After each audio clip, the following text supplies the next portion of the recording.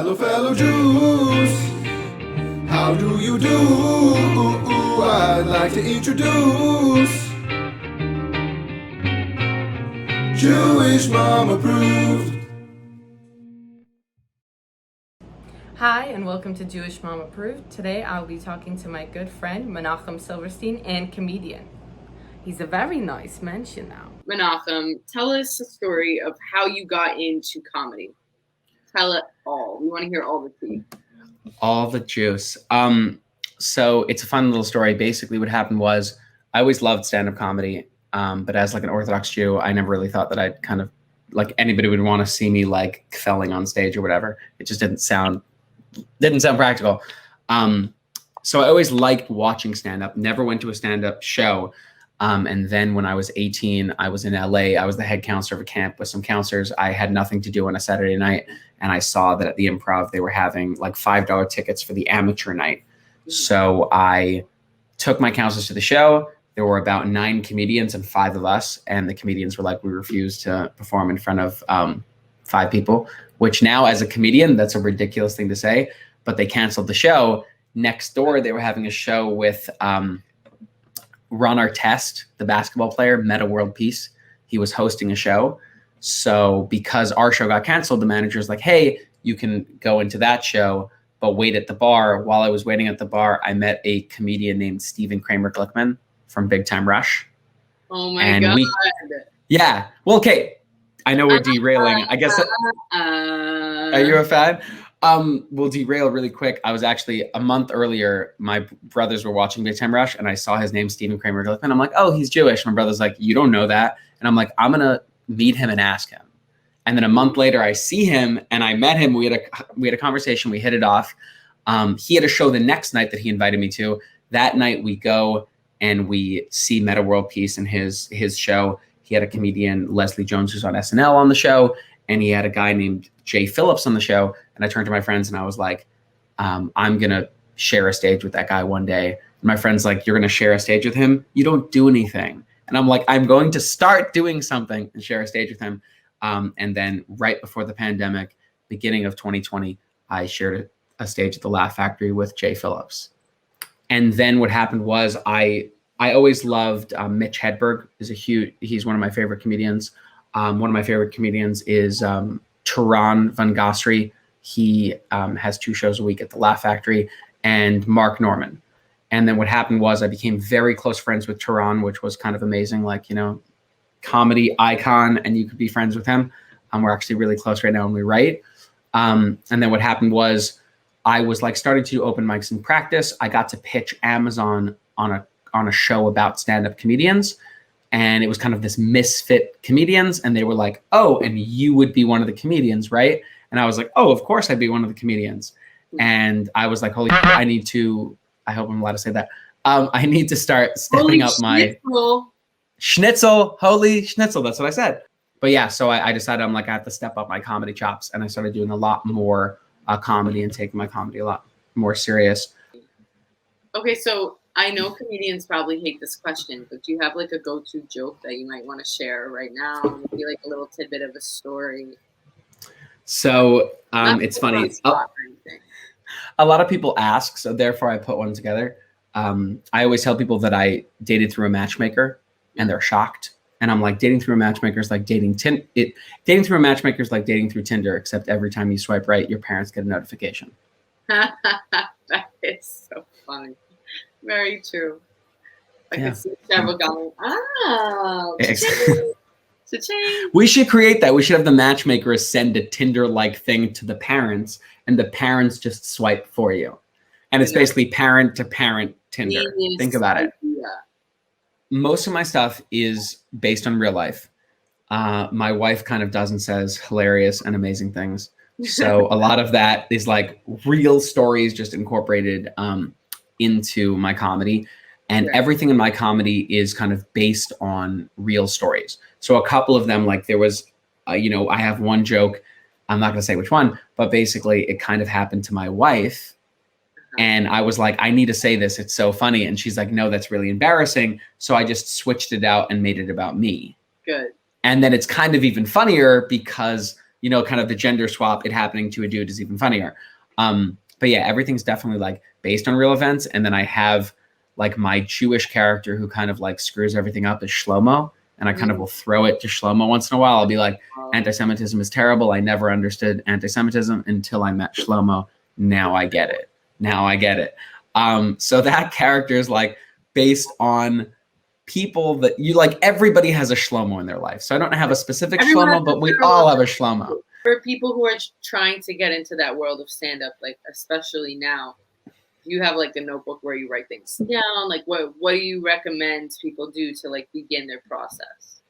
I would say that it's really about like nowadays you have access to tons of comedians. It used to be in the day you'd have to like go and buy a record and listen to one at a time. Nowadays with YouTube and with like Netflix specials and all of these things, there's so much comedy out there, and it's really about like going and watching comedians and seeing how they, kind of set up their jokes and how they hit. And it's just about, like the first thing to do is just, kind of practice, even like take someone else's joke and just practice saying it. Like, how did the person, it's kind of like learning to sing. You hear a song that you like, you sing along, and then you kind of like figure out your own voice. So it's the same thing. Like, don't be embarrassed to like listen to your favorite comedian and just repeat one of his jokes and see like, oh, how's my timing? Because I used to be in a band. I just like casually said that. And I feel like being in a band helped me with comedy because it's about beats. Like in the song, if you sing the song on the right, if you hit the like lyric on the right beat, it's powerful. If you miss the beat, it sounds terrible. And what people forget is it's the same thing with comedy. Like there are beats and you kind of do the build up and then you hit the person with the joke. If you hit the person too early or too late, it's not funny. Right. And did you ever act? Was acting ever part of your repertoire or? So acting was kind of like similar to comedy in the sense that I kind of am, typecast as, like poster child. Like I could be in Unorthodox, but they didn't call me. I could be in Shtisel, but they didn't call me. I would cool. You would have. Thank you. See, we have to put better people in charge of these shows. I'm kidding. I love acting and it's so fun for me. But I just don't think that, at least for me, like the opportunities are very small. So I'd love to do stuff when the opportunity arises. And part of what that led to was me working with people like King Bach and other web stars, where they don't wait around for the perfect casting call. They just make stuff. So I kind of, the same thing happened to me where I started doing sketches and I'm like, hey, I like acting and it's fun and I like being funny and silly and I'm just going to do it myself. And people seem to like it. And then I made a web series and me and my friend in LA would get stopped all the time at like Jeff's and the kosher restaurants. We were like local famous for this little web series, which was fun. Yeah. And then definitely the King Bach stuff and the Jimmy Kimmel helped perpetuate that. But yeah, I'm open to it and I love it. But it's just, kind of a little bit more limiting. Yeah. And what was it like working with King Bach? He's one of the nicest guys that I know. And he's so sweet and he's so patient and he's Story time first. Story time. Yeah. Okay.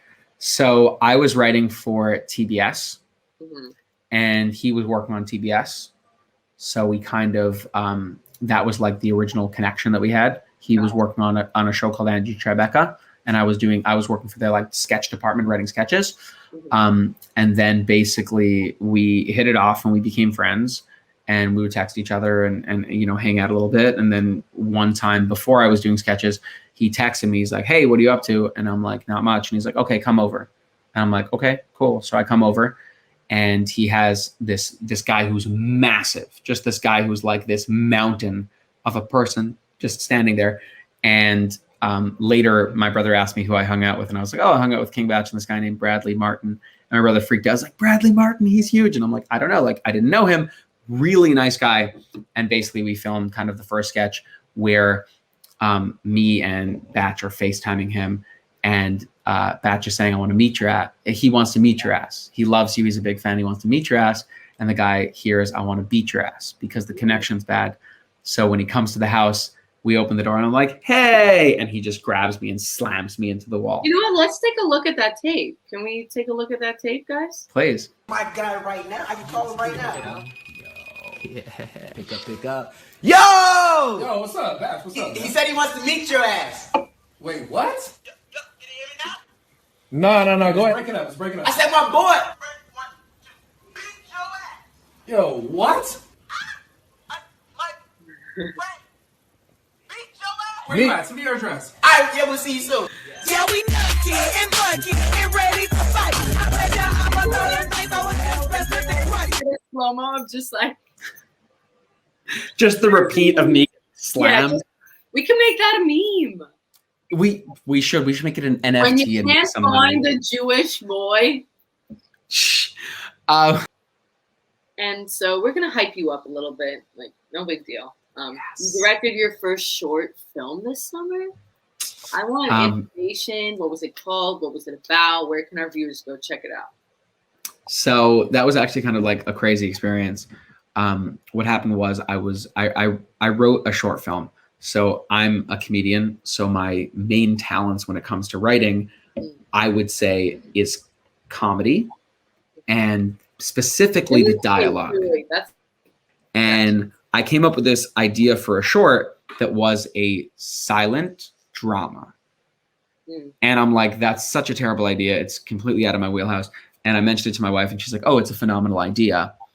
You should definitely do it. So I kind of started working on it with a friend of mine named Mayor Kay. I sent it to my nice Jewish mother and she's like, it made me cry. And I was like, it made you cry? Like, I don't make people cry. I'm the comedian. So what she's saying is that Jewish mother approved. Jewish.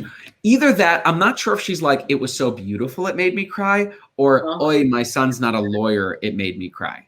But I'm going to try to go with the first and hope that she liked it. So me and Mayor spoke about the short, and I'm like, I wrote the main character for you, and I wrote it. He was going to star in it. We were going to pull it together. We're going to co-produce it, and we're going to co-direct it. And we kind of like, on a shoestring budget, threw together this film. We had, you know, like the biggest crew that we could within the COVID regulations. I flew out to New York and we went and we filmed this thing in a little over 2 days. And it came out, in my opinion, it came out amazing. It's called Skin Deep. We submitted it to the festivals, and what kind of backfired, which was funny, because they didn't get a lot of submissions, they opened the submissions to any previous submission. So every artist who, let's say, had 20 short films under their belt that they submitted and didn't get in, resubmitted them. Wow. So instead of this year having the least submissions, this year had the most submissions by far. And unfortunately, it seems like our film kind of got drowned in that wave, and we didn't really get chosen for the major festivals. And right now we're working on a self-release where we're going to put it out through like Mayor's channels and maybe have like a small premiere and stuff on our own. Coming to our last final questions. These, I would say, are really important. They're definitely going to reflect on our relationship going forward. So I would be careful about your questions. I'll focus. Okay. On a scale of 1 to 10, how Sheryl Cohen is your Jewish mother? On a scale of 1 to 10, how Sheryl Cohen is my Jewish mother, I would say 7.235. Great. And I'm not just pulling this out. Like, this is statistically we're proven. allowed. So yeah. And what's the explanation on it? So I would say she would be all 10 Sheryl. She definitely has a lot of Sheryl qualities. She just doesn't have the accent. Like, I always wanted a Jewish mother with a little bit more of a New York accent, and my mother doesn't. Like, my mother tries to be like, I'm not from New York. It's unfortunate. So she kind of lost the points with the not sticking to her guns with the New York accent and trying to hide it. But everything else is Sheryl. One of the final questions: is a bagel considered to be a sandwich? Think long and hard. Okay. I'm kind of offended personally that you would call a bagel. You'd call a bagel a sandwich. Is a burger a sandwich? Is a burger a sandwich? No. No, a burger is not a sandwich. A burger is a burger.